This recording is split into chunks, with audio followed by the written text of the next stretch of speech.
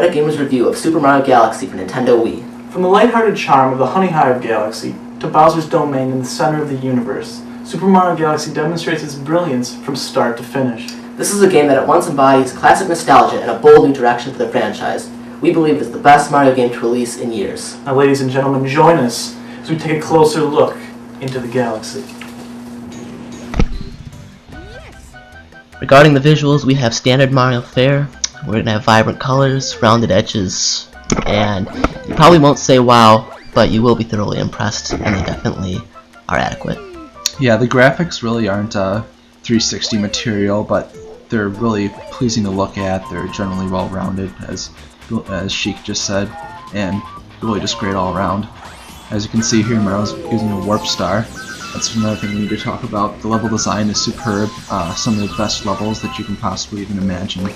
Just some things that you never thought Nintendo would do, they actually did in this game.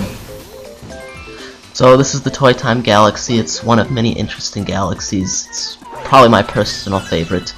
Very colorful, and as you see, Mario's running on the walls, and that sort of thing is implemented from top to bottom throughout the game. All kinds of unique gravity, and that's really what the game is built around. It is.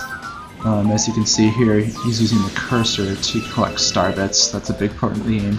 It's the game's currency. It's how you get to new levels, and it's a pretty interesting thing, as you just need to point at a star bit to collect it. Well, this is one of the game's many Wiimote-driven gameplay ideas, and this one works pretty well. You use the Wiimote to tilt this ball around, and it's actually pretty fun. You'll see it about two or three times throughout the game. I like it. Yeah, it's definitely it's definitely pretty challenging.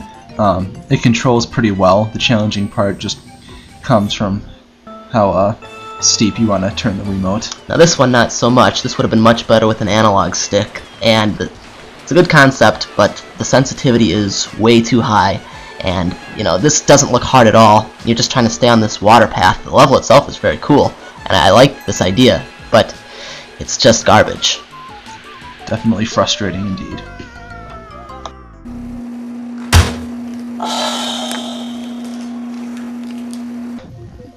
Here we have an interesting little feature that's introduced later into the game.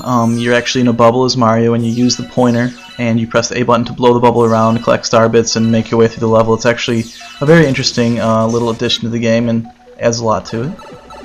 And I'll take this opportunity to point out what I feel is the game's biggest strength, and this is true of Nintendo games in general, and that's the control. I mean, it's not the funnest thing to talk about, but really the control is what makes this game. It's heavily based on Super Mario 64, as you would expect, but it's been fine-tuned and refined.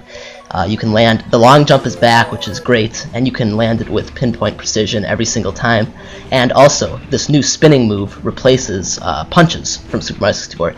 And this works really well for a lot of reasons. It's your offensive attack, and it is also very useful for landing jumps. You can use it to fine-tune your jumps, and the more you become accustomed with it, the more you can customize it to do what you want with it. I mean, it's something you have to experiment with yourself, but and here is another great example. This is one of the Bowser levels, and this would be a great time to segue into the music. This is a classic song. You're going to see a lot of other classic songs, and new songs too. The music is great soundtrack, orchestration and everything. And you also saw an example of some interesting gravity. As you can see, the visuals of Bowser are just simply astounding. His hair is flowing in the wind, just got epic music going on. When you hit him, this chorus comes in, and it just gives you this great feel that I think that is unique to Galaxy as opposed to any other Mario game. Definitely. Anything you'd ever want in a Bowser battle you'll find here.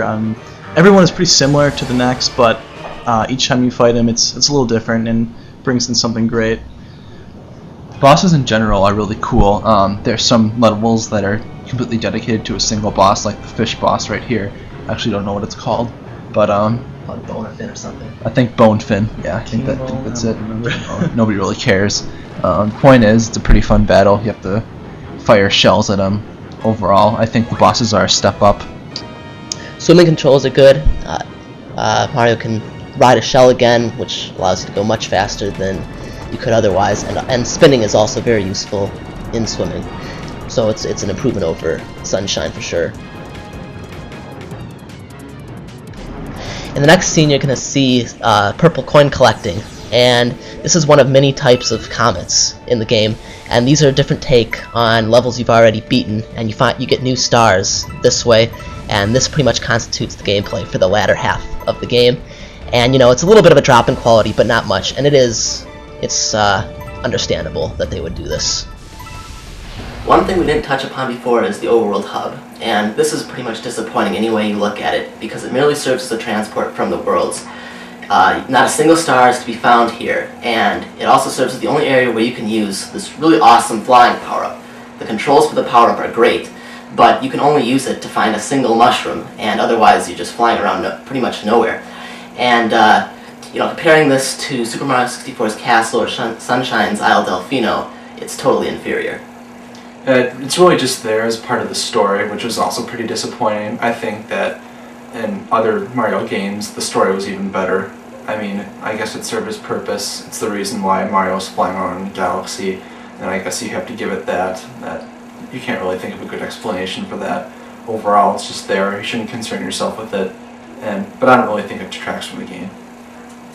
Now, one of the interesting things about Galaxy is that it offers more power-ups than any other Mario game to date.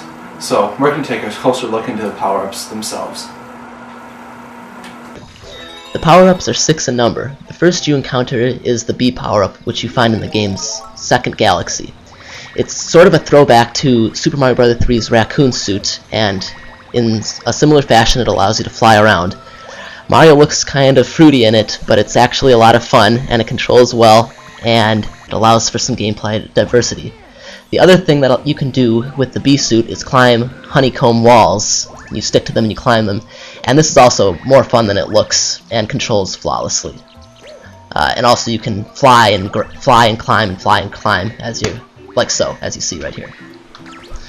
Here we have my favorite power-up, the Spring Mario. It's a little different than anything you've ever seen before in a Mario game. Other reviewers complain that the control is difficult, but we kind of think that's the way it's supposed to be. It's very clumsy, but it's also very rewarding if you can make it up to certain heights. You time the A button and introduce a lot of interesting gaming mechanics to the game. The Ghost is pretty new and interesting. I wouldn't really concern myself much with it. It's not really that great. You can go through walls by shaking the Wiimote, you can fly, it's pretty interesting. Other ghosts are attracted to you. Other than that, not much else to say. It's a pretty good idea. Probably won't see it in the next game because it wasn't that great. A blue flower turns you into Ice Mario for a limited amount of time. What you do with this power-up is you can run or skate on water, and usually you have a very specific task that you have to complete in this amount of time, so the time limit is key with it. It's limited, but very fun, and here you see the other thing. You can jump on the water fountains to freeze them, so it's a good power-up overall. And here we have the classic Fire Flower. It's a lot like the older Mario counterparts, but the only difference is it has one main negative drawback, and that's a time limit. You can't use it as long as you would like and as long as you used to. It's usually only used for small missions and small little things you have to do throughout the game, so you can't enjoy its full potential, but it's still a nice little addition to the game. The last power-up we have is Flying Mario. Once again, this item has a time limit. It's a lot longer than the Fire and Ice Mario, but once again, it's a time limit. The other disappointing thing about this power-up is that you can only use it in the main hub area, which is pretty disappointing. I really would have loved to use it in other areas because I think it's better than the Super Mario 64 flying item. You can control it very easily, it's just really fun to use, and Mario looks awesome. It's one of my favorite power-ups in the game.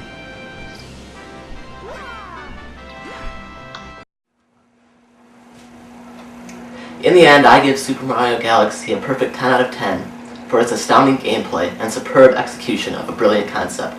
This is the best Mario game since Mario 64, completely a worthy successor, the best game on Wii, and the best game Nintendo has created in probably a decade.